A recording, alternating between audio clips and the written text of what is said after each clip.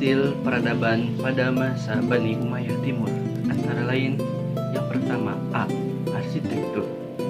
Seni bangunan atau arsitektur pada zaman Umayyah bertumpu pada bangunan sipil berupa kota-kota dan bangunan agama berupa masjid-masjid.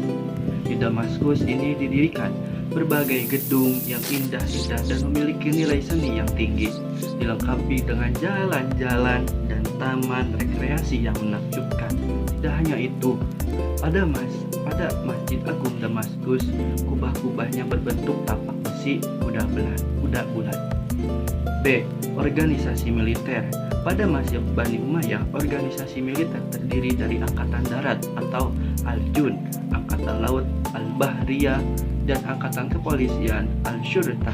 Pada awalnya, angkatan senjata ini hanya terdiri dari orang-orang Arab.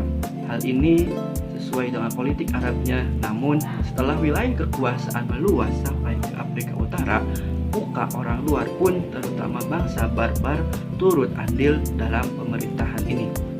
C. Perdagangan.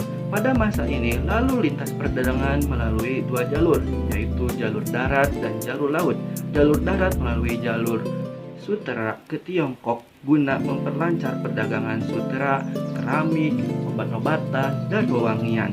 Adapun jalur laut menuju ke arah negeri-negeri belahan timur untuk mencari rempah-rempah, bumbu-bumbu, anbar, kasutri, permata, logam mulia, gading, dan bulu-buluan.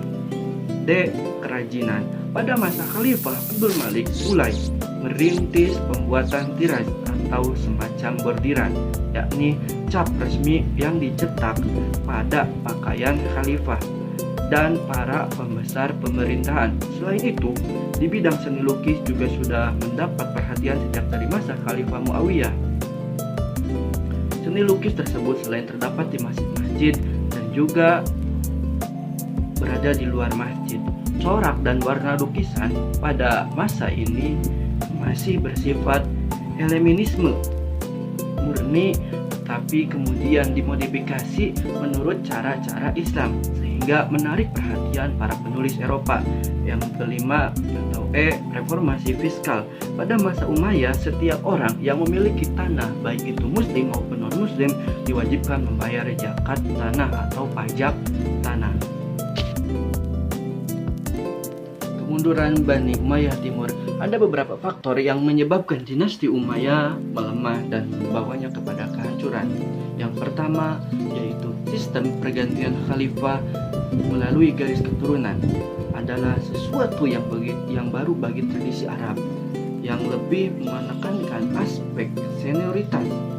Pengaturannya tidak jelas, maka ketidakjelasan tersebut, sistem pergantian khalifah ini menyebabkan terjadinya persaingan yang tidak sehat di kalangan anggota keluarga istana.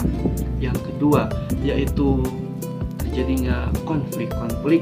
Yang ketiga, pada masa pemerintahan Bani Umayyah, pertentangan etnis antara suku Arabia Utara dan suku Bani Qais dan Arabia Selatan atau Bani yang sudah ada sejak sebelum Islam makin meruncing.